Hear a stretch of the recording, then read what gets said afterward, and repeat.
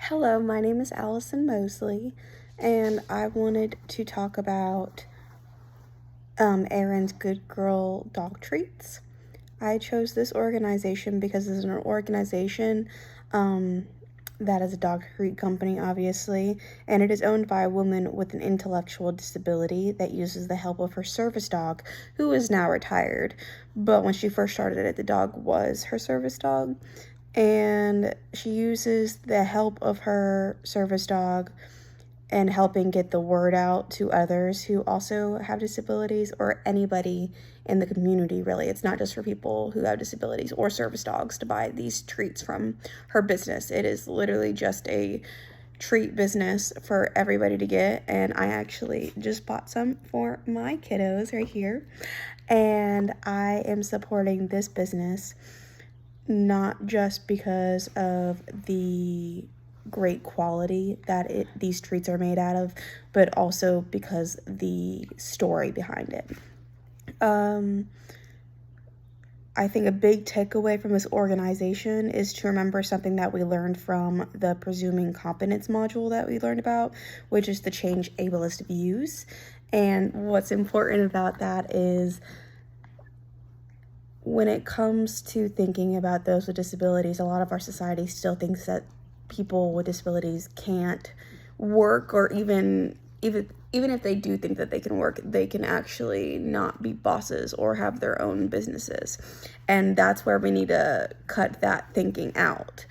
Now, my goal as a future speech language pathologist is to own a rehabilitative facility for those with disabilities, as well as other rehabilitative needs, such as juveniles who aren't aware of how to do basic adult skills. My idea is kind of like having a farm and having people come in and learn how to speak when they see the farm animals, learn how to walk again, learn how to ride horses, which has led to a lot of people's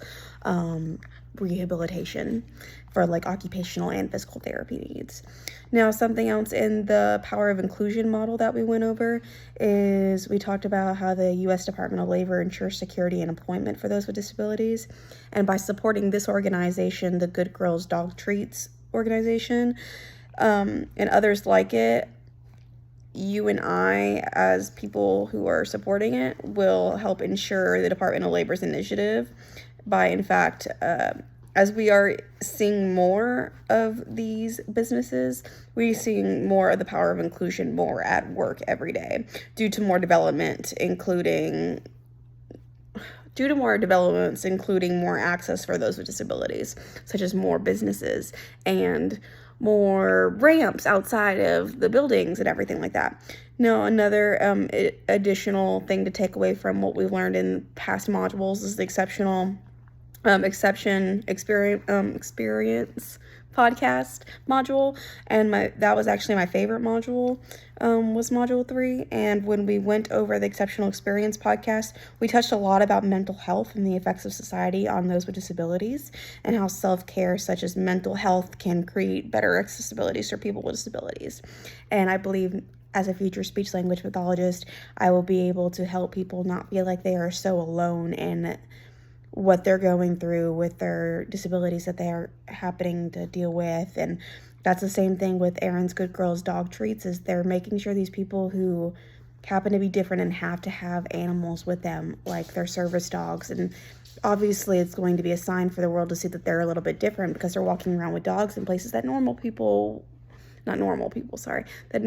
wouldn't be able to have dogs in, but because of the law, they're allowed to have service dogs in. They're showing, hey, like, I have a support system here, and I want to share this with the world, and I want everybody else who has to be like me feels like they are supporting their support system, which is giving your dog the best treats you can. And all of this relates to my future as a SLP, a speech language pathologist, and it's actually very simple, and it's because